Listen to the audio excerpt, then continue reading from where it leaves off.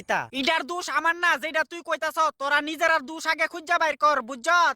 আমরা কি আর দুষ করলাম? দুঃখ তো তখন লাগলো যখন তোরে কিনে আনলাম। তোরা মানুষ যাত্রা এমন নিজের গন্ধ সাফাই দিবি আরেকজনের কান্দ।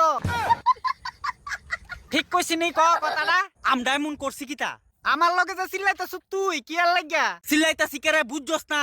ধন্যা পাতা আমারে তো বুঝনের সময় নাই। তরকারির লগে রাইন দেখাইলে আগের মতো গন্ধ না, এটা তোরে কেমনে বুঝাই?